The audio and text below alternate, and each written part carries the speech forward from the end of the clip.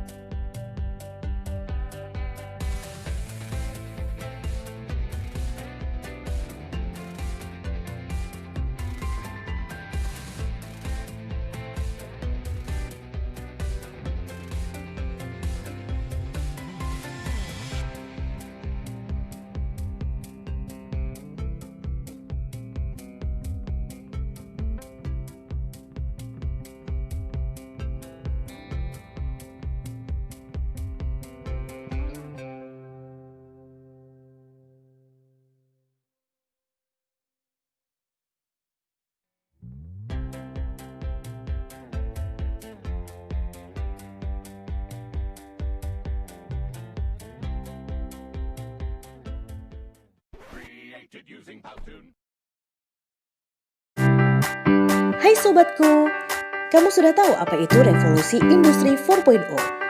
Revolusi industri 4.0 itu ketika semua industri menyentuh dunia virtual berbentuk konektivitas manusia, mesin, dan data atau yang biasa dikenal dengan Internet of Things. Nah, kalau kita tengok kanan dan kiri, kayaknya revolusi industri 4.0 sudah mulai berjalan nih di Indonesia. Mulai dari munculnya sektor industri startup hingga perubahan yang begitu cepat di era digital. Kalau begitu, revolusi industri 4.0 bisa jadi peluang yang baik dong untuk Indonesia. Untuk meraih peluang itu, Indonesia memiliki Undang-Undang Nomor 52 Tahun 2009 yang mengatur tentang kependudukan dan keluarga. Di dalamnya terkait juga tentang program keluarga berencana dari BKKBN. Tapi tidak hanya undang-undang yang kita butuhkan. 3 komponen ini yaitu keluarga, masyarakat, dan dunia pendidikan juga berperan penting untuk membentuk karakter bangsa. 3 komponen ini harus berfungsi optimal dalam menumbuhkan dan melestarikan nilai-nilai esensial seperti integritas, etos kerja, dan toleransi. Nah, jika kita tidak menyiapkan peran 3 komponen ini dengan baik, maka cita-cita mencetak SDM berkualitas akan semakin jauh dari harapan. Kalau begini ceritanya, revolusi industri 4.0 bisa jadi peluang sekaligus tantangan untuk Indonesia. Banyak dampak positif dari revolusi industri 4.0 bagi kehidupan manusia, tapi nggak sedikit juga dampak negatifnya, terutama pada peran, fungsi, dan struktur keluarga bila tidak diantisipasi sejak awal. Perubahan pada keluarga yang dimaksud adalah waktu untuk keluarga sangat terbatas dan kebutuhan yang tinggi, membuat perempuan jadi ikut bekerja. Akibatnya komunikasi dengan anak jadi berkurang.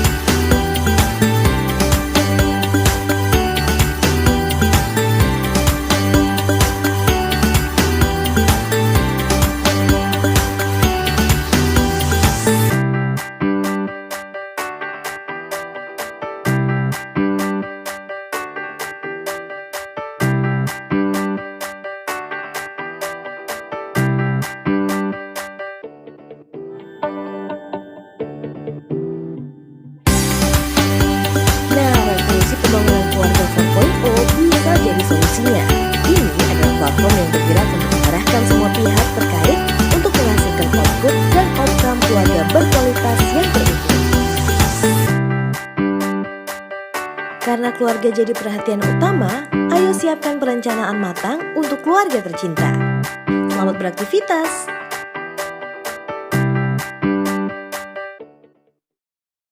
Skill yang wajib dimiliki untuk sukses di era revolusi 4.0. Simak vlog saya sampai selesai, jangan lupa subscribe.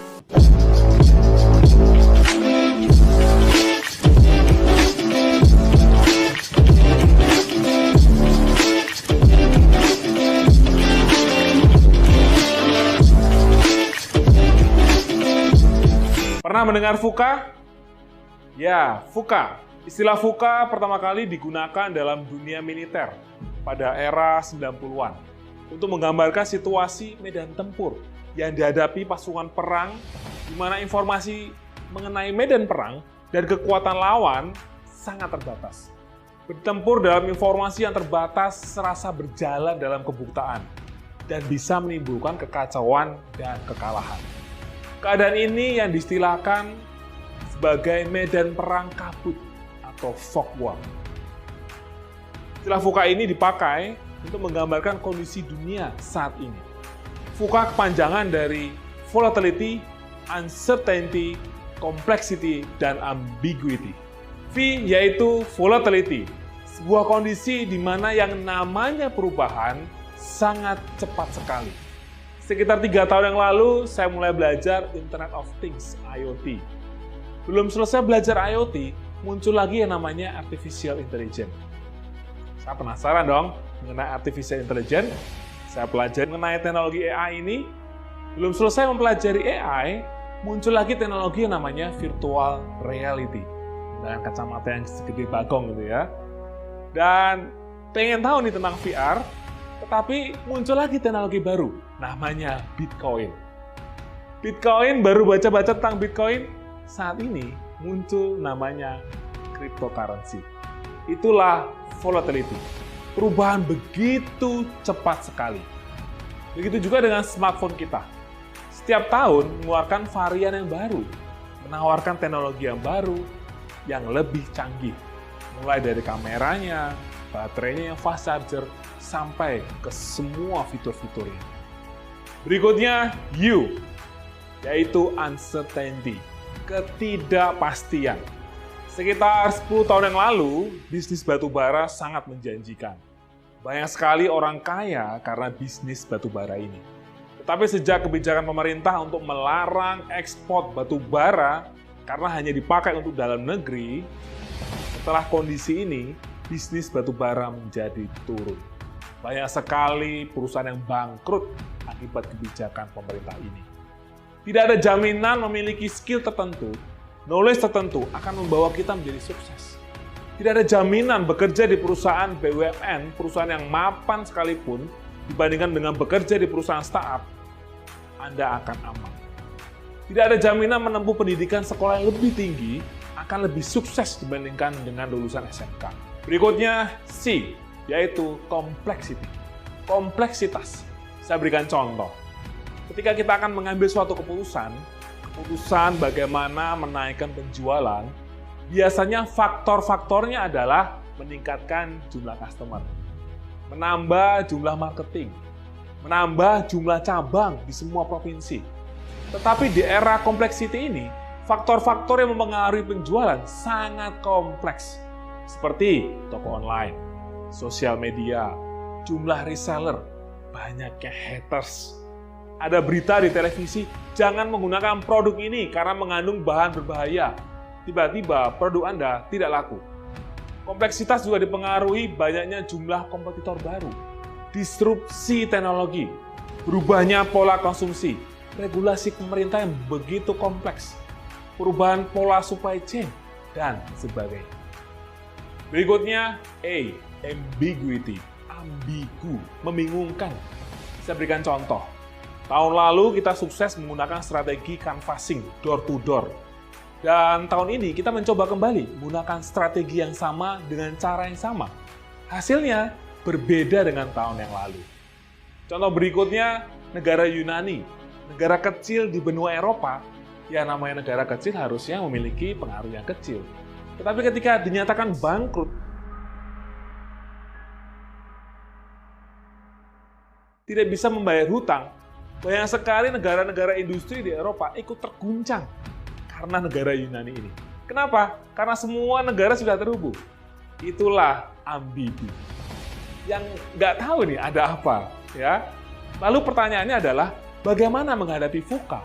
Keterampilan apa yang diperlukan? Menurut World Economic Forum tahun 2016 disimpulkan ada 10 skill yang dibutuhkan untuk menghadapi era VUCA ini. Yang pertama, complex problem solving.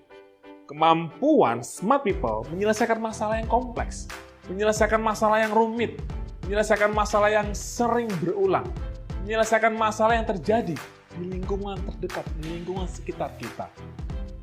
Yang kedua, critical thinking. Kemampuan berpikir kritis, kemampuan melihat gambaran yang besar dalam suatu masalah dan akar permasalahannya, sehingga bisa melihat kejanggalan, hal-hal yang tidak masuk akal, bisa dikritisi. Yang ketiga, creativity. Kemampuan kreatif, menciptakan hal-hal baru atau cara-cara baru yang berbeda dari sesuatu yang sudah ada sebelumnya. Yang keempat, people management.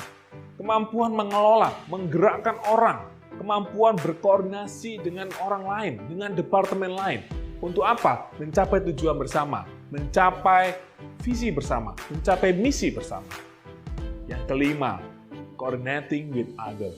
Kemampuan untuk berkolaborasi, berdiskusi kelompok, berorganisasi yang baik, kemampuan menyampaikan ide, menyampaikan gagasan, memiliki sikap yang positif apabila ide atau gagasan kita ditolak oleh organisasi kita.